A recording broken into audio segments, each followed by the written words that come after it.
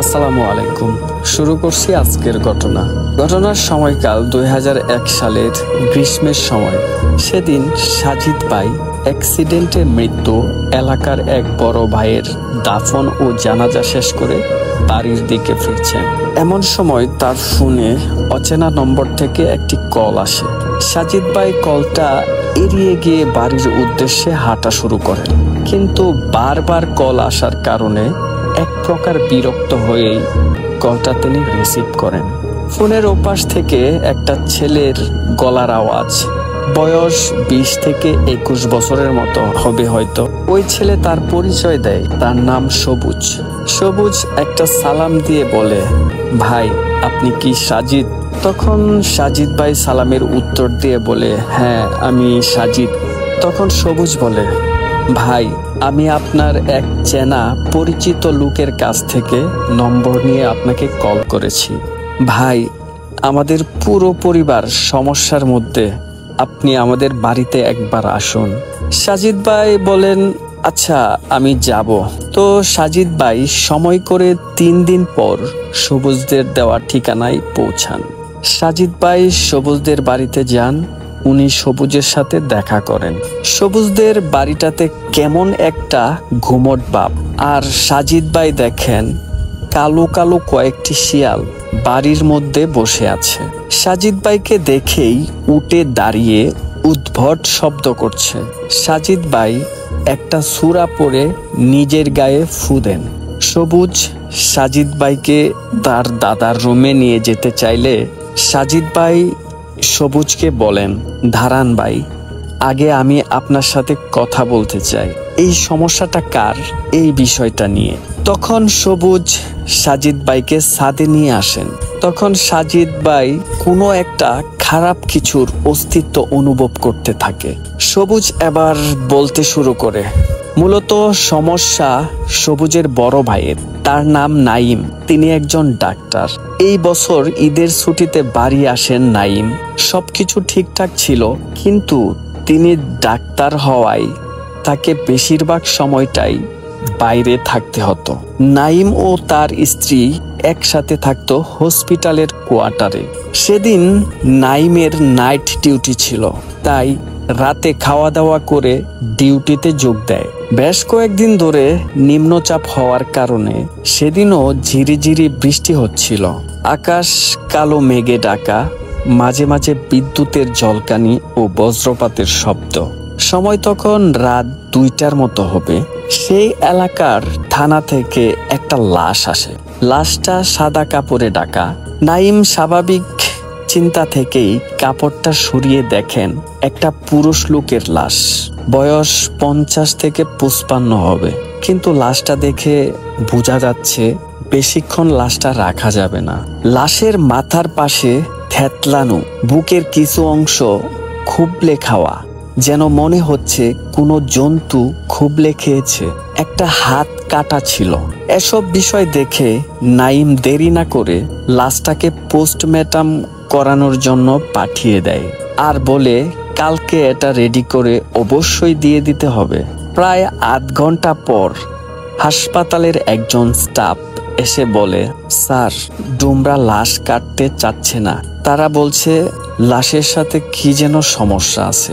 নাইমের মেজাজ খারাপ হওয়ায় নাইম নিজে ডুমদের কাছে যায় কথা বলার জন্য। নাইম ডুমদের বলে, কি সমস্যাটা কি? এতদিন যাবৎ লাশ কাটছো, এখন আবার কি সমস্যা হয়েছে? নেশা করে আছো, তাই কাজে ভুল হচ্ছে নাকি? যাও গিয়ে কাজ শেষ করো। ডুমরা বলে, স্যার আমাকে মাফ করবেন, চাকরি গেলে যাক, এই লাশ আমরা কাটতে পারবো না। জীবন থাকলে কাজ অনেক পাবো। নাইম ডুমদের জিজ্ঞেস করে, আরে হয়েছেটা কি, বলবা তো একটু? তখন একজন সিনিয়র ডুম বলে, স্যার আমরা দুজন একটা লাশ কাটছিলাম, তখন অন্য দুজন ওই লোকটার লাশ রেখে আসে। যথারীতি আমরা হাতের কাজটা শেষ করে ওই লোকের লাশটা টেবিলে তুলি। লাশটা কাটার জন্য ছুরিটা হাতে নিয়েছি, তখন মনে হলো লাশটা একটু নড়ে উঠল। লাশের বুকে ছুরি বসাতেই লাশ শটাং করে উঠে বসে। আমরা ভয়ে দুজনেই পড়ে যাই। আবার দুজনে উঠে লাশটাকে শুইয়ে লাশের বুকটা ফেরে ফেললাম। ঠিক তখনই লাশটা ওই অবস্থায় উঠে বসে এবং একজন ডুমের গলায় চেপে ধরে ধাক্কা দিয়ে ফেলে দেয়। আর তারা ভয়ে মর্গ থেকে বেরিয়ে এসে এখানে খবর দেয়। নাইম সেই ডুমের ক্ষতস্থানটা দেখতে চাইলে ডোম তার ক্ষতস্থানটা দেখায়। সত্যি তার গলার এক পাশে হাতের আবছা দাগ লেগে আছে। নাইম আর 7-5 না ভেবে মর্গের দিকে যায় নিজেই পোস্টমর্টম করার জন্য। নাইম নিজেই পোস্টমর্টম শুরু করে দেয়। বেশ কিছুক্ষণ পর হঠাৎ নাইম একটা বিড়ালের কান্নার শব্দে পিছনে ঘুরে তাকায় আর দেখে একটা কালো বিড়াল ওখানে বসে আছে। নাইম বিড়ালটাকে তাড়ানোর চেষ্টা করলো, কিন্তু বিড়ালটা যাচ্ছে না। তাই নাইম এগিয়ে গিয়ে একটা জোরে লাথি মারে বিড়ালটাকে। বিড়ালটা বেশ কিছু দূর ছিটকে পড়ে যায়। বিড়ালটা রাগে ঘরঘর করতে থাকে, একবার পিছনে ফিরে তাকায় আর তারপর চলে যায়। নাইম যখন ওই লাশের হাত সেলাই করছে, এমন সময় নাইম লক্ষ্য করে লাশের মুখে মুস্কি মুস্কি হাসি ফুটে উঠেছে। নাইম কোনো কিছু না ভেবে কাজ শুরু করে, শেষও করে ফেলে। কেবিনে এসে রেস্ট নিয়ে পরদিন বাড়ি ফিরে। নাইম বাড়ি ফেরার পর তার স্ত্রী তাকে জড়িয়ে ধরে কাঁদতে থাকে। তার স্ত্রীকে জিজ্ঞেস করে কি হয়েছে। নাইমের স্ত্রী বলে তিনি গতকাল ঘুমিয়েছিলেন, হঠাৎ তার ঘুম ভাঙে বিড়ালের রাগে আর বীভৎসভাবে গজরানোর শব্দে। শব্দটা বেশ জোরেই হচ্ছিল। নাইমের স্ত্রী বিছানা ছেড়ে উঠে শব্দের উৎস খুঁজতে থাকে। ঘরের ডিম লাইটে হালকা আলোতে দেখে ডাইনিং টেবিলের উপর একটা কালো বিড়াল বসে আছে আর রাগে গজরাচ্ছে। নাইমের স্ত্রী বিড়ালটাকে তাড়াতে গেলে বিড়ালটা আস্তে আস্তে বড় হয়ে যায় আর একটা কালো মানুষের চেহারার আকৃতি ধারণ করে, যার মুখে কোনো ঠোঁট ও নাক ছিল না। একটা বড় চোখ ছিল আর কান দুটো ছিল বড় লম্বা। সারা শরীরে বড় বড় লোম আর পিছন থেকে একটা বড় লেজ যেটা সামনে পর্যন্ত এসেছে। এই দেখে নাইমের স্ত্রী এক দৌড়ে গিয়ে রুমে ঢুকে দরজা লাগিয়ে দেয়। ঠিক তখনই দরজার ও পাশ থেকে একটা ফ্যাস ফ্যাসে শব্দের হাসি শুনতে পায় আর দরজায় অনবরত কিল ঘুষি মারার শব্দ আসতে থাকে। নাইমের স্ত্রী আল্লাহকে স্মরণ করতে থাকেন ও দোয়া পড়তে থাকেন। এই সময় ফজরের আজান পড়ায় সবকিছু শান্ত হয়ে যায়। তখন থেকে নাইমের স্ত্রী আর ঘুমায়নি। নাইম সব শুনে তার স্ত্রীকে সান্ত্বনা দেয় এবং বলে ওই সব মনের ভুল, এই বলে বিষয়টা কাটিয়ে দেয়। নাইম পরদিন ডিউটিতে চলে যাওয়ার পর নাইমের স্ত্রী এক প্রকার ভয়ের কারণেই রাতে লাইট জ্বালিয়ে শুয়ে পড়েন। কিন্তু সেদিন রাতে নাইমের স্ত্রীর ঘুম আসছিল না। বেশ কিছুক্ষণ পর একটু তন্দ্রার মতো আসতেই হঠাৎ চিরচির শব্দ হয়ে ঘরের লাইটটা দপ করে নিভে যায়। নাইমের স্ত্রী এক লাফে বিছানা থেকে উঠে বসেন আর বাইরে থাকা ল্যাম্পপোস্টের আবছা আলোতে দেখেন ঘরের দেয়ালে টিকটিকির মতো করে একটা মানব আকৃতির জন্তু ঘুরছে। এরপর এক লাফে সেই জন্তু নাইমের স্ত্রীর সামনে এসে বসে আর লম্বা একটা জিহ্বা বের করে নাইমের স্ত্রীর গা চাটতে থাকে। নাইমের স্ত্রীর মুখ থেকে কোনো আওয়াজ বের হচ্ছিল না। সেই জন্তু আকৃতির অবয়বটা এবার তার চারপাশে ঘুরতে থাকে। নাইমের স্ত্রী ভয়ে কাঁপতে কাঁপতে ওখানেই জ্ঞান হারিয়ে পড়ে যায়। পরদিন সকালে নাইম বাড়ি এসে দরজা ধাক্কাতে থাকে, কিন্তু দরজা না খোলায় নাইম আশেপাশের প্রতিবেশীদের সঙ্গে নিয়ে দরজা ভেঙে গিয়ে ভিতরে ঢুকে তারা বেডরুমে গিয়ে দেখে তার স্ত্রী অচেতন অবস্থায় বিছানার উপর পড়ে আছে। নাইম তার স্ত্রীর শরীরে কিছু জায়গায় লালচে ধরনের কিছু দাগ লক্ষ্য করে। নাইম তার স্ত্রীর জ্ঞান ফিরানোর চেষ্টা করে এবং সফল হন। জ্ঞান ফেরার পর তার স্ত্রী সবকিছু খুলে বলে। নাইম সেদিন হসপিটালের ঊর্ধ্বতন কর্মকর্তাদের কাছ থেকে আবেদন করে দিনের বেলা ডিউটি নেন। সেদিন আবার দিনের বেলায় ডে শিফট ডিউটি করে এবং সারাদিনের কাজ করার পর নাইমের অত্যন্ত ক্লান্ত লাগছিল। তাই বিছানায় শুয়ার কিছুক্ষণের মধ্যেই নাইম ঘুমিয়ে পড়ে। নাইমের ঘুম ভাঙে রেডিওর শব্দে, কিন্তু সেটা কোনো গানের শব্দ ছিল না।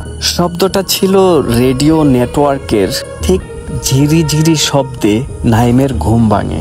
নাইম ঘুম ভেঙে উঠে দেখে তার স্ত্রী তার পাশে নেই। নাইম তাড়াতাড়ি আতঙ্কে উঠে পড়ে এবং তার স্ত্রীকে খুঁজতে থাকে। নাইম মনে মনে এটাও ভাবতে থাকে যে তার ঘরে তো রেডিও নেই, তাহলে রেডিওর শব্দ কোথা থেকে আসছে। সেই সময় নাইমের পরিস্থিতি যেমন ছিল, তীব্র মাদক সেবন করলে যেমন হয় তেমন। নাইম যেন এক প্রকার একটা ঘোরের মধ্যেই হাঁটছে, একটা ঘোর কাজ করছে তার মাথার মধ্যে। ঘরের মধ্যে এক সময় ধোঁয়া ভর্তি হয়ে যায় হঠাৎ করেই। ঘরের মধ্যে এক সময় ধোঁয়া ভর্তি হয়ে যায় হঠাৎ করেই। আর নাইমের কাছে মনে হচ্ছিল সে যেন এক ধোঁয়াময় পৃথিবীতে বন্দী হয়ে আছে, চারদিকে ঘুরছে, কিন্তু কোনোভাবেই সে ওখান থেকে বের হতে পারছে না। এমন সময় নাইম একটা গর্তের মধ্যে পড়ে যায়। এবার নাইম দেখে সে অন্ধকারের মধ্যে শুয়ে আছে, কিন্তু আশেপাশে হাত দিয়ে অনুভব করে চারপাশে মাটির দেয়াল। না পারছে উঠে বসতে আর না পারছে ঠিক করে দাঁড়াতে।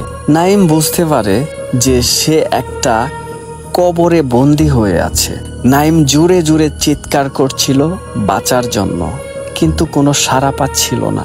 শেষ পর্যন্ত নাইম কালেমা পড়তে থাকে, কাঁদতে থাকে আর আল্লাহর কাছে তওবা করতে থাকে। এমন সময় একটা হাত দেখতে পায়, যে হাত দেখে নাইম বুঝতে পারে সেই হাতটা তাকে এখান থেকে বের করতে সাহায্য করবে। তাই হাতটা ধরে আর নাইমের অসম্ভব ঘুম পায় আর নাইম ঘুমিয়ে যায়। নাইমের ঘুম ভেঙে দেখে যে একজন বয়স্ক ভদ্রলোক তার মাথায় হাত বুলিয়ে দিচ্ছে আর দোয়া পরে ফু দিচ্ছে। নাইমের জ্ঞান ফিরলে নাইমকে ওই বৃদ্ধ ভদ্রলোক জিজ্ঞেস করে, বলো তো বাবা, কি হয়েছিল তোমার সাথে? নাইম বিস্তারিত ঘটনা খুলে বলে। আসলে বৃদ্ধ ভদ্রলোকটি ছিলেন বেশ কিছু দূরের মসজিদের একজন ইমাম। নাইম বলে, গতকাল রাতে তিনি ঘুমানোর পর এই সব হয়েছে। তখন ওই বৃদ্ধ ইমাম বলে, বাবা, তুমি বিগত 15 দিন ধরে এমন অবস্থায় ছিলে। তখন নাইমের স্ত্রী নাইমকে বলে, সেদিন সকালে ডিউটিতে যাওয়ার সময় হয়ে যাচ্ছে, কিন্তু নাইমের ঘুম ভাঙছিল না। তাই তিনি বেশ কিছুক্ষণ ধরে নাইমের গায়ে ধাক্কা দিয়ে ডাকার পরও নাইমের ঘুম না ভাঙায় নাইমের বন্ধু, যিনি নাইমের সাথে হসপিটালে কাজ করেন, উনাকে ডেকে পাঠালে উনি এসে নাইমকে দেখে বলেন, এরকম কিছু তিনি এর আগে কখনো দেখেননি। নাইম তখন কোমায় ছিলেন, তাই তার রুমেই যতটা সম্ভব মেডিকেল সাপোর্ট দিয়ে নাইমের চিকিৎসা চলতে থাকে। নাইমের স্ত্রী পরদিন রাতে নাইমের পাশে একটা চেয়ারে বসে থাকতে থাকতে তিনি ঘুমিয়ে পড়েন। এমন সময় নাইমের স্ত্রী ঘরের মধ্যে হাঁটা চলার শব্দে ঘুম ভাঙে আর দেখে নাইম ঘরের মধ্যে ঘুরে বেড়াচ্ছে। নাইমের স্ত্রী ভাবে এটা কখনো সম্ভব নয়। তিনি নাইমকে কোনো রকম টেনে বিছানায় শুয়ে দেন।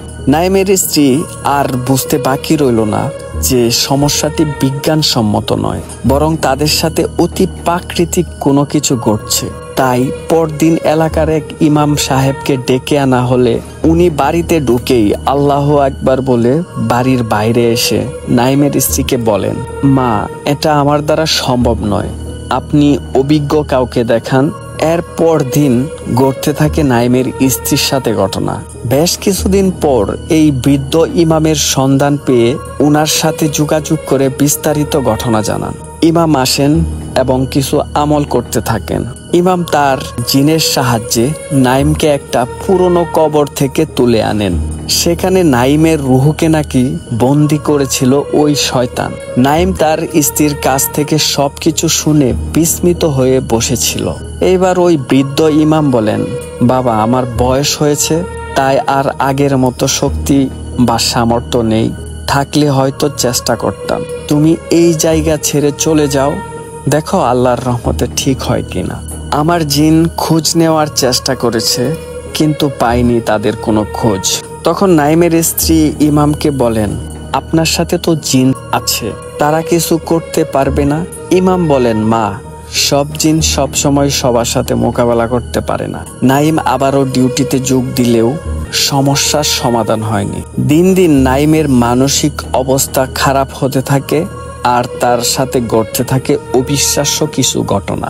শুনলে হয়তো আপনাদের কাছে রূপকথার গল্প মনে হবে, কিন্তু হ্যাঁ, সত্যি তাই ঘটেছিল তাদের সাথে।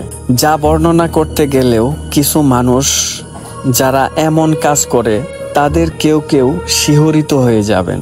ভয় আমিও পেয়েছিলাম, এটা সত্যি। এবার যা শেয়ার করতে যাচ্ছি, গল্প ভেবেই এটা মন দিয়ে শুনুন। বেশ কয়েকদিন ধরেই নাইম ডিউটি করছিল। সেদিন রাতেও নাইম ডিউটি করছিল। নাইমের কেমন যেন শরীরের মধ্যে অস্বস্তি কাজ করছিল। নাইম চোখ মুখে জল দেওয়ার জন্য ওয়াশরুমে যায়।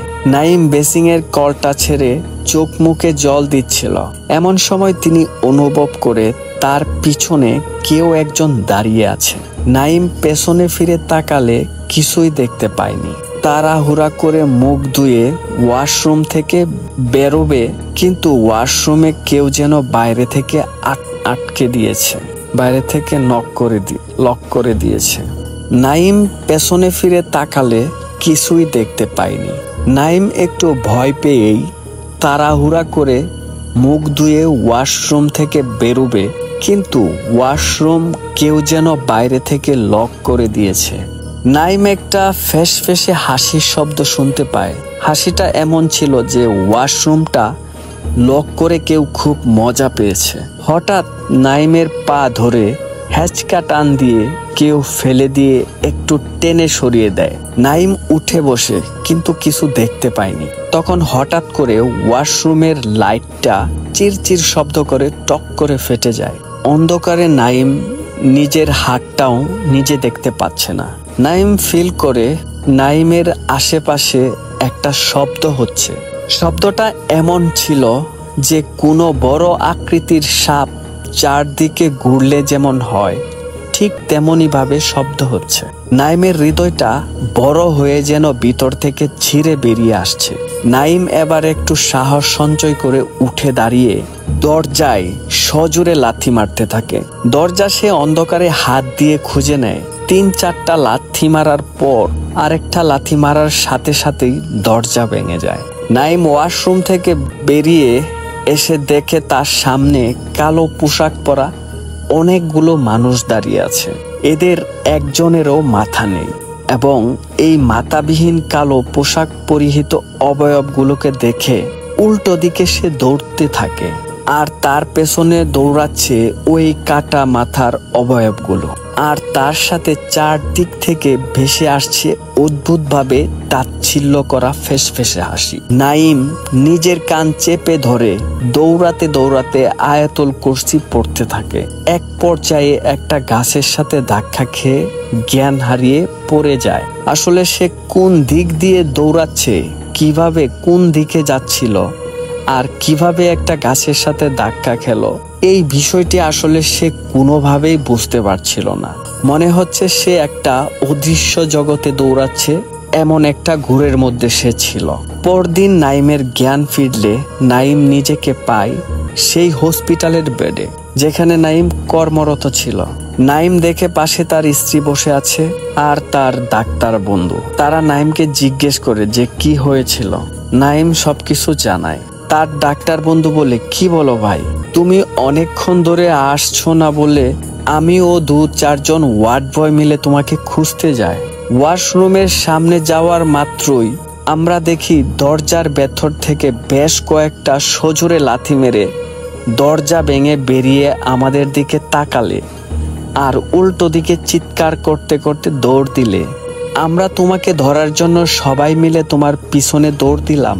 তুমি হসপিটালের বাইরে গিয়ে বাগানের দিকে যাওয়া মাত্রই একটা গাছের সাথে ধাক্কা খেয়ে জ্ঞান হারিয়ে মাটিতে পড়ে যাও, আর আমরা তোমাকে উদ্ধার করি। আসলে নাইম ওয়াশরুম থেকে দরজা ভেঙে বেরিয়ে আসার পর হাসপাতালের কর্মীদের দেখেন এবং তারাই নাইমের পেছনে দৌড়াচ্ছিল, কিন্তু ওই শয়তান তাকে কালো জাদু করে এইসব দেখিয়েছে, এটা নাইম বুঝতে পারে। নাইমের এই মানসিক অবস্থা দেখে হাসপাতাল থেকে তাকে কিছুদিনের জন্য ছুটি দেয়, যেন ও বিশ্রাম নিতে পারে এবং টুকটাক চিকিৎসা নিতে পারে। আসলে এত আর ওষুধে ছাড়ার অসুখ নয় যে ডাক্তার দেখালেই এটি সেরে যাবে। নাইম ও তার স্ত্রী বাড়ি ফিরে। নাইমের স্ত্রী কাজের সুবিধার জন্য একটা বুয়া রাখে যে সবসময় তাদের সাথে থাকবেন। সেদিন রাতে নাইমের স্ত্রী ঘুমাচ্ছিলেন, তখন মধ্যরাত হবে এমন সময় দরজায় টকটক শব্দে ঘুম ভাঙে নাইমের স্ত্রীর। নাইমের স্ত্রী ভাবে এত রাতে কে এলো। নাইমের স্ত্রী উঠে যায় এবং দরজা খুলে দেখেন নাইমের শ্বশুর দাঁড়িয়ে আছেন। নাইমের স্ত্রী তার বাবাকে দেখে একটু অবাক হয়েই জিজ্ঞেস করেন, বাবা তুমি এত রাতে এখানে এলে? নাইমের শ্বশুর বলে, মা তোর মা রাস্তায় অসুস্থ হয়ে পড়েছে, তাড়াতাড়ি চল। নাইমের স্ত্রী জিজ্ঞেস করতে যাবে, কিন্তু তার আগেই নাইমের শ্বশুর হাঁটা শুরু করে। নাইমের স্ত্রীও তার বাবার পিছনে পিছনে হাঁটা শুরু করে। বেশ কিছুক্ষণ হাঁটার পর নাইমের স্ত্রী তার বাবাকে জিজ্ঞেস করে আর কত দূর, কিন্তু কোনো উত্তর দিচ্ছে না তার বাবা। আরো কিছুক্ষণ হাঁটার পর একটা ধান ক্ষেত পেরিয়ে একটা ছোট্ট জায়গা, যেটা ছোট মাপের পাঁচিল দিয়ে ঘেরা, সামনে একটা পুরনো ভাঙা গেট। সেই ভাঙা গেট দিয়ে নাইমের স্ত্রীর বাবা ঢুকে গেলেন। নাইমের স্ত্রীও তাকে ফলো করে ঢুকে যান। এবার কয়েক পা হেঁটেই দেখেন তার বাবা দাঁড়িয়ে কিছু একটার দিকে হাতে দেখিয়ে ইশারা করছে। এবার কয়েক পা হেঁটেই দেখেন তার বাবা দাঁড়িয়ে কিছু একটার দিকে হাতে দেখিয়ে ইশারা করছে এবং তার মুখে মুচকি একটা হাসি। নাইমের স্ত্রী ভালো করে লক্ষ্য করে দেখেন একটা জায়গার মাটি খুঁড়ে মাটির স্তূপ করে রাখা, তার পাশে একটা লোক কুঁজো হয়ে বসে কিছু একটা করছে। নাইমের স্ত্রী কাছে এগিয়ে গিয়ে এক চিৎকারে দু পা পিছনে লাফিয়ে পড়ে যায় মাটিতে। নাইমের স্ত্রী দেখে নাইম তার মায়ের লাশের গা থেকে মাংস ছিঁড়ে খাচ্ছে। এবার নাইমের স্ত্রীর বাবা ওই লাশের পাশে এসে বসে এবং নাইমের স্ত্রীর মায়ের মাথা চিরে চোখের মধ্যে আঙুল ঢুকিয়ে চোখ খুবলে বের করে চিবিয়ে চিবিয়ে খেতে লাগলো।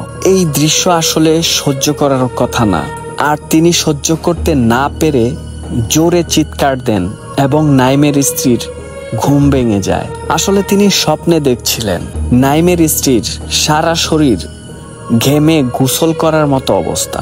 তখনই ভোরের আজানের শব্দ আসতে থাকে। নাইমের স্ত্রী উঠে উজু করে নামাজ শেষ করে, সেদিন বিকেল থেকে বজ্র বিদ্যুৎ সহ অঝোরে বৃষ্টি হওয়ার কারণে লোডশেডিং ছিল, তাই আর বেশি কিছু রান্না না করে সন্ধ্যায় রান্না শেষ করে বসার ঘরে তিনজন মিলে কথা বলছিল, নাইম, তার স্ত্রী ও কাজের বুয়া। কথা হচ্ছিল এই বিনা আবাসে বজ্রপাতের বিষয় নিয়ে, আর এই জিনের কবলে কেমন করে পড়লো আর কিভাবে কখন আল্লাহ তাআলা এর থেকে মুক্তি দিবেন সেই নিয়ে কথা হচ্ছিল। এমন সময় রান্নাঘর থেকে বিড়ালের কান্নার শব্দ আসছিল। কাজের বুয়া তাদেরকে বলে যে আমি বিড়াল তাড়িয়ে আসছি। বুয়া মোমবাতি হাতে নিয়ে রান্নাঘরে গিয়ে দেখেন একটা কালো পোশাক পরা একটা মহিলার অবয়ব রান্নাঘরের ডাস্টবিনে হাত দিয়ে কিছু একটা করছে।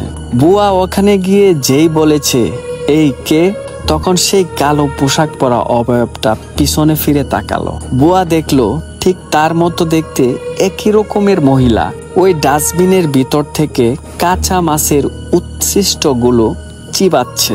কিছু উচ্ছিষ্ট অংশ মুখের বাইরে বেরিয়ে আছে। চোখ দুটো বিড়ালের যেমন হয় ঠিক তেমনি বুয়ার দিকে রাগের দৃষ্টিতে তাকিয়ে আছে। আর আস্তে আস্তে বুয়ার দিকে এগিয়ে আসছে। এই অবস্থা দেখে বুয়া এক চিৎকারে জ্ঞান হারিয়ে মাটিতে পড়ে যায়। বুয়ার চিৎকার শুনে নাইম ও তার স্ত্রী তাড়াতাড়ি করে রান্নাঘরে ঢুকে দেখে সেখানে কিছুই নেই, শুধু বুয়া অজ্ঞান হয়ে পড়ে আছে। তারা দুজনে এসে ধরাধরি করে নিয়ে যায় কাজের বুয়াকে। বুয়াকে দাতস্থ করে কিছু জিজ্ঞেস করার আগেই বুয়া ভয়ে কান্না করতে করতে সমস্ত ঘটনা খুলে বলে। নাইম ও তার স্ত্রী এবার প্রতি রাতে লাইট জ্বালিয়ে আল্লাহর ইবাদত করতে থাকে আর দিনের বেলায় ঘুমাতে যায়, কারণ রাতের বেলা তারা ঘুমাতে পারছিল না। কিন্তু তাতেও ওই শয়তান রেহাই দেয়নি তাদের। দিনের বেলায়ও নানা রকম আজে বাজে স্বপ্ন দেখানো শুরু করে দেয়। নাইমের অবস্থা বেগতিক দেখে নাইমের স্ত্রী তার দেবরকে ফোন করে এবং সবকিছু জানান। সবুজ তার বাবা ও মাকে জানায় যে তার বড় ভাই ও তার স্ত্রী ভাবির সমস্যার কথা। সবুজ আর দেরি না করে সেদিন জোহরের নামাজ পড়ে গাড়ি নিয়ে বেরিয়ে পড়ে নাইম ও তার স্ত্রীকে আনতে। নাইম ও তার স্ত্রী সমস্ত ব্যাগপত্র গুছিয়ে রেডি হয়ে বসেছিল সবুজের আশায়। তখন প্রায় সন্ধ্যা 7টা বাজে। কলিং বেলের শব্দে নাইম উঠে দরজা খোলা মাত্রই তাজা কাঁচা মুরগির মাথা কেউ ছুঁড়ে মারে নাইমের গায়ে। নাইম এবার এক প্রকার রেগে গিয়ে বলতে থাকে, আমি কি ক্ষতি করেছি তোর? কেন আমাকে জ্বালা যন্ত্রণা দিচ্ছিস? একথা বলার সাথে সাথে ঘরের লাইট নিভে যায়। নাইমের স্ত্রী শুনতে পায় নাইমের আর্তনাদ ও ধস্তাধস্তির শব্দ। এমন সময় সবুজ চলে আসে ও দরজা ধাক্কাতে থাকে, আর তখন নিজে নিজেই লাইট জ্বলে ওঠে। নাইম মাটিতে পড়ে লুটোপুটি খাচ্ছিল। তখন নাইমের স্ত্রী তাড়াতাড়ি দরজা খুলে দেয়। সবুজ ও তার ভাবি দুজন মিলে নাইমকে সোফায় বসায়। নাইমের হাত পা তখন রক্তাক্ত অবস্থায় ছিল। নাইমকে হসপিটাল থেকে ট্রিটমেন্ট করিয়ে ওই রাতেই তারা রওনা দেয় তাদের নিজস্ব বাড়িতে। রাত তখন 10টা 15 বাজে। একটা হাইওয়ের পাশে ছোট হোটেলে তারা খাবার আনতে যায়। গাড়িতে ড্রাইভার নাইম ও তার স্ত্রী। সেখানে তারা খাওয়া দাওয়া সেরে আবার রওনা দেয়। বেশ কিছু দূর যাওয়ার পর তাদের গাড়িতে সমস্যা করতে থাকে। এরপর কিছু দূর গিয়ে গাড়িটা বন্ধও হয়ে যায়। গাড়িটা ঘের ঘের শব্দ করছে, কিন্তু স্টার্ট হচ্ছে না। ড্রাইভার এবং সবুজ গাড়ি থেকে নেমে ইঞ্জিন চেক করছিল। এমন সময় শিয়ালের কান্নার মতো শব্দ আসতে থাকে। ড্রাইভার ও সবুজ দুজনে দুজনের মুখ চাওয়াচাওয়ি করে তাড়াতাড়ি ইঞ্জিন ঠিক করার চেষ্টা করতে থাকে। বেশ কিছুক্ষণ পর নাইম গাড়ি থেকে বেরিয়ে এসে গাড়ির পাশে দাঁড়িয়ে গাড়ির বাইরের আবহাওয়াটা উপভোগ করার চেষ্টা করছিল। এমন সময় নাইম ফিল করে নাইমের কানের পাশে একটা অজানা কোনো ভাষা ফিস ফিস শব্দ করে কেউ কিছু বলছে আর হাসছে। হাসিটা মৃদু ছিল। নাইমের ভয় লাগাতে নাইম গাড়ির দরজা খুলে ভেতরে ঢুকতে যাবে। এমন সময় নাইমের পা ধরে কোনো এক অদৃশ্য শক্তি টেনে হেঁচড়ে হাইওয়ে থেকে নামিয়ে মাঠের দিকে নিয়ে যেতে থাকে।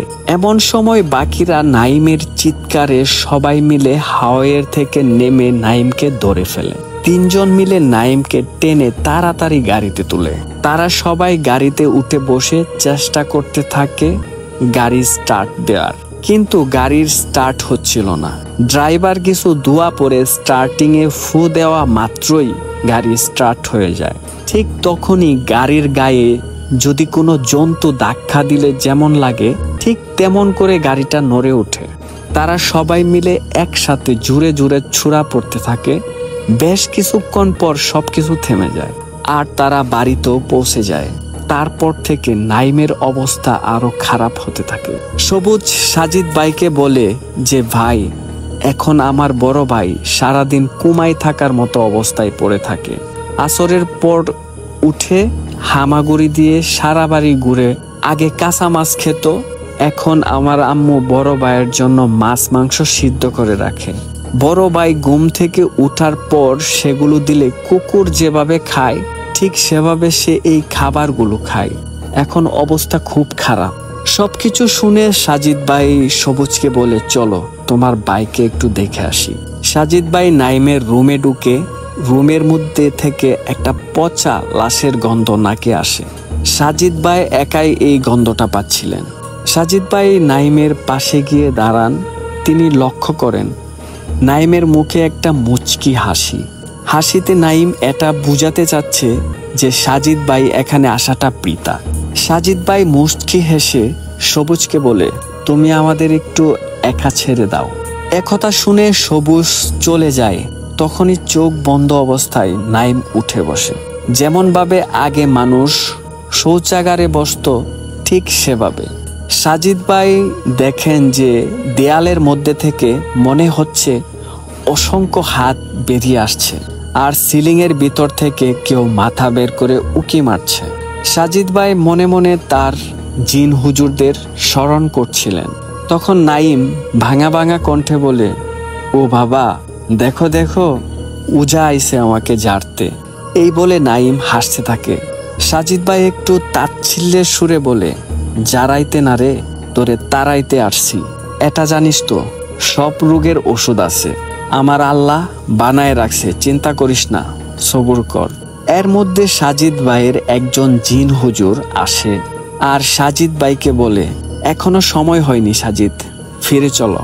তখন নাইম বলে উঠে, ওরে বাবা, আমি তো ডরাইছি, উজা দরবেশ নিয়ে আসছে দেখছি, মানুষ তো আসছে, তার জিন হুজুরও নিয়ে আসছে। সাজিদ ভাইয়ের জিন হুজুর একটা মুস্কি হাসি দিয়ে ওখান থেকে অদৃশ্য হয়ে যায়। সাজিদ ভাইও তাদের বাড়ি থেকে ওই দিনের মতো বিদায় নেন। সেদিন রাতে নাইমদের বাড়ি থেকে বেরিয়ে সাজিদ ভাই কোনো একটা ব্যক্তিগত কাজ সেরে বাড়ি ফিরছিলেন। এমন সময় সাজিদ ভাই দেখেন তার সামনে একটা কদম গাছ থেকে বেশ কয়েকটি লাশ ঝুলছে। সাজিদ ভাই বুঝতে পারেন এটা মায়াজাল, আর এসব বিষয়ে ওনার অভিজ্ঞতা কিন্তু অনেক পুরনো। সাজিদ ভাই ওদের দিকে না তাকিয়ে সূরা পড়ে শরীর বন্ধ করে নেন। সাজিদ ভাই ফিল করেন পিছন থেকে কিছু একটা হাঁটার শব্দ পাওয়া যাচ্ছে। মনে হচ্ছে যে কেউ যদি প্রদর্শনী করে হেঁটে আসে ঠিক সেভাবে হাঁটার শব্দ। এই শব্দটা তখন আসছিল যখন সাজিদ ভাই মেইন রোড থেকে নেমে মেটু পথ দিয়ে হেঁটে যাচ্ছিলেন। মাঠের পরে একটা ছোট জঙ্গল, তার কয়েকটি বাড়ির পর তার নিজের বাড়ি। সত্যি কথা বলতে কি, সাজিদ ভাইয়ের সত্যি ভয় লাগছিল। এবার সাজিদ ভাই তসবিহ বের করে তসবিহ গুনতে থাকেন, সূরা পড়তে থাকেন, আর মনে মনে তার যে জিন হুজুর তাকে স্মরণ করছিলেন, কিন্তু কোনোভাবেই তার জিন হুজুর সেখানে আসছিলেন না। এমন সময় সব নিস্তব্ধ হয়ে যায়। সাজিদ ভাই হাঁটতে হাঁটতে প্রায় জঙ্গলের কাছে চলে আসেন। সাজিদ ভাইয়ের ভয় ছিল জঙ্গলের মধ্যে যদি তিনি একবার ঢুকে পড়েন তাহলে না জানি তার কোনো ঘটনা ঘটেই যায় কিনা। এবার দেখতে পাচ্ছেন তিনি বেশ কয়েকটি লোক, তাদের মাথা নেই, তারা উল্লাস করছে, কিছু একটাকে মধ্যে রেখে গোল করে ঘুরছে। এমন সময় সাজিদ ভাই ভালোভাবে লক্ষ্য করে দেখেন ওই মাঝখানে বসে আছেন নাইম, আর তার দুই চোখ বেয়ে রক্ত পড়ছিল, তাজা রক্ত। সাজিদ ভাই একটা ডিল তোলে, কোনো একটা সূরা পড়ে ফু দিয়ে যখন সেই ডিল ছুঁড়ে মারেন তাদের দিকে, তখনই সব বেনিশ। আসলে এটা ছিল মায়াজাল। সাজিদ ভাই সামনে এগিয়ে যান, হঠাৎ দেখছেন মাটির নিচ থেকে কুনি পর্যন্ত অনেকগুলো হাত উঠে এসেছে। তারা তাকে ক্ষতি করার চেষ্টা করছে যদিও, আর এই ধরনের অভিজ্ঞতা তার নতুন কিছু নয়। সাজিদ ভাই যখন সূরা পড়তে থাকেন তখন এই হাতগুলো নড়তে থাকলেও তাকে স্পর্শ করতে পারেনি। সাজিদ ভাই সত্যি একজন অভিজ্ঞ ব্যক্তি থাকলেও তিনি ভয় পাচ্ছিলেন, কারণ অনেক সময় তাকে সাহায্য করার জন্য তার জিন হুজুর চলে আসে, ওই অবস্থায় সেও আসছিল না। সাজিদ ভাই সূরা পড়তে পড়তে এক সময় বাড়িতে পৌঁছে যান। বাড়ি গিয়েই এক প্রকার রাগেই আরো বেশি করে জিন হুজুরকে ডাকতে থাকেন। একে একে 4 জন জিন হুজুর আসেন। সাজিদ ভাই একটু রাগের সুরেই বলেন, এতবার ডাকার পরেও আপনারা কেন আসলেন না? জিন হুজুরদের মধ্যে একজন বলে, আরে সাজিদ, তুমি বুঝো না কেন? খামাকা রাগ করছো? খামাকা রাগ করছো? এই শয়তান জাদুঘরে তোমাকে শব্দবন্দি করেছিল। এই শয়তান জাদুঘরে তোমাকে শব্দবন্দি করেছিল যাতে আমরা তোমার ডাক শুনতে না পাই। তুমি ডাকছিলে কিন্তু আমরা শুনতে পাইনি। সাজিদ ভাই বলেন যে আপনারা কি কিছু জানতে পারলেন? মুচকি হাসি দিয়ে জিন হুজুর বলেন, চিন্তার কিছু নেই, আল্লাহ মালিক, ইনশাল্লাহ সবকিছু ঠিক হয়ে যাবে। দেখো সাজিদ, সমস্যা জটিল হলেও ওর উপর জাদু করা জিনিসগুলো নষ্ট করতে হবে। জিন হুজুর বলে দেন কোথায় কোথায় জাদু বস্তু আছে এবং কিছু আমল শিখিয়ে দেন। পরদিন সাজিদ ভাই নাইমের বাড়িতে যখন আসেন তখন প্রায় রাত 12টা বাজে। সাজিদ ভাই তিনি তার রিচুয়াল শুরু করেন, রুকিয়া শুরু করেন, আর 7 মেরু বিশিষ্ট 2টি বলয় বানিয়ে নাইমকে একটা বলয়ের মাঝখানে বসিয়ে একটা সাদা কাফনের কাপড় দিয়ে নাইমকে ডেকে সেই কাফনের কাপড়ের উপর ফু দিয়ে কিছু রিচুয়াল করতে থাকেন। এমন সময় বাড়ির চারপাশ থেকে শোনা যায় শিয়ালের, কুকুরের হু হু ডাক ও বিড়ালের কান্নার শব্দ। সাজিদ ভাই দেখেন বাড়ির বাইরে বহু শিয়াল দাঁড়িয়ে আছে এবং রাগে গংরাচ্ছে, কিন্তু ভেতরে আসতে পারছে না, কারণ উঠানে একসাথে দাঁড়িয়ে আছে 8 জন কামেল জিন হুজুর। এমন সময় একটা বিশাল আকৃতির শিয়ালের পিঠে করে একটা কালো অবয়ব, যার শরীরে কোনো মাথা ছিল না, সে আসে। সাজিদ ভাই তাকে দেখতে পায়। ও জিনদের শিখিয়ে দেওয়া আমল করতে থাকেন। এইবার হঠাৎ করে সেই মাথাবিহীন কালো অবয়বটাকে কোনো একটা অদৃশ্য কিছু টেনে হেঁচড়ে দ্বিতীয় 7 মেরু বলয়ের মধ্যে ফেলে দেয়। আর সাজিদ ভাইয়ের সেই জিন হুজুর ওই অবয়বকে বলে, দেখলি আল্লাহর কালেমা দিয়ে দরবেশ কি কি করতে পারে? তোর মতো ভীরু কাপুরুষের এই অবস্থায় হয়। এবার বল, কেন এই ছেলেটার পিছু নিয়েছিস আর কেনই বা তার পেছনে পড়েছিস? সেই অবয়ব তার বাহন থেকে পড়ে গিয়েছে। মূলত তার বাহন ছিল শিয়াল। বিশাল আকৃতির এক শিয়ালে চড়ে সে চলাফেরা করত, আর সেই শিয়ালটিও ছিল একটি জিন, আর সেই জিনটি ছিল এই অবয়বের বাহন। সেই অবয়ব এক প্রকার রাগে গড়গড় করতে করতে বলে, আমি বলবো না, কিছুই বলবো না। সাজিদ ভাই বলে, তোকে বলতেই হবে। এই বলে সাজিদ ভাই একটা ছুরি দিয়ে সেই বলয়ের উপর আঘাত করতে থাকে। তখন মার খেয়ে নিস্তেজ অবস্থায় পড়েছিল সেই মাথা কাটা অবয়ব। এবার সাজিদ ভাই এক প্রকার হুমকি দিয়েই বলে, শেষ সুযোগ দিচ্ছি, বল, না হলে এখনই মাটিতে তোকে গেড়ে দিব। এমন সময় এই অবয়বের দলের 15-20 জন জিন তাকে বাঁচাতে আসলে সাজিদ ভাইয়ের জিন লাফ দিয়ে তাদেরকে ধরে আসারের পর আসার মারতে থাকে, আর কিল ঘুষির আঘাতে তাদের অবস্থা শোচনীয় হয়ে যায়। মার খেয়ে সেই শয়তানগুলো পালিয়ে যায়। তখন সেই মাথা কাটা অবয়ব বলে, আমি স্কন্দ কাটা। আমাকে এক কবিরাজ 4টা খাসির বিনিময়ে পাঠিয়েছিল এক পরিবারের বংশ নির্বংশ করতে। আমি সে কাজ করেও দিয়েছিলাম। সেই কবিরাজ আমাকে মন্ত্র বলে বন্দি করে ফেলে। পরবর্তীতে আর আমার দ্বারা সে এরকম কাজ করিয়ে নিয়ে সে অর্থ উপার্জন করতে থাকে। একদিন সুযোগ বুঝে এই কবিরাজকে জিন্দা অবস্থায় ওর শরীর থেকে মাংস খুবলে খেয়ে ওকে গলা টিপে মেরে ওর একটা হাত আলাদা করে দিয়েছিলাম। কিন্তু আমার ইচ্ছে ছিল কবিরাজের পুরো শরীরের লাশ আমি খেয়ে ফেলবো। এমন সময় কিছু লোক এসে ওই কবিরাজকে নিয়ে যায়। আমি আমার প্রতিজ্ঞা অনুযায়ী ওই লাশ খাবো, তাই মর্গে ডোমদের ভয় দেখিয়ে তাড়িয়ে দেই। কিন্তু নাইম এক গোয়েমি দেখিয়ে সেই লাশটা কাটে এবং লাশটাকে সে দাফনও করে দেয়। আমি আমার এক সাথী যখন বিড়াল রূপে ওখানে যায় নাইমকে ভয় দেখানোর জন্য, সে ওই সাথীকেও লাথি মারে। নাইমকে দেখে আমার খুব রাগ হয়েছিল যে ওর কারণে আমি আমার প্রতিজ্ঞা পূর্ণ করতে পারিনি, তাই আমি ওর পিছনে পড়েছি। সব শুনে সাজিদ ভাই স্কন্দকাটা অবয়বকে বলে, সব শুনে সাজিদ ভাই স্কন্দকাটা অবয়বকে বোতলবন্দি করে এবং সেই বোতল জিন হুজুরদের দিয়ে দেন। নাইমের বাড়ি থেকে অনেকগুলো জাদুর বস্তু উদ্ধার করে সেগুলো পুড়িয়ে ফেলে। মূলত এই জাদুগুলো ওই জিনেরাই করেছিল, কোনো মানুষ করেনি। আর নাইমের পরিবারকে বলে দেয় আপনারা বেশি বেশি আমল করবেন, নামাজ পড়বেন, কোরআন তেলাওয়াত করবেন। এই বলে সাজিদ ভাই ওখান থেকে বিদায় নেন। নাইমের পরবর্তীতে 6 মাস লেগেছিল পুরোপুরি সুস্থ হতে, কিন্তু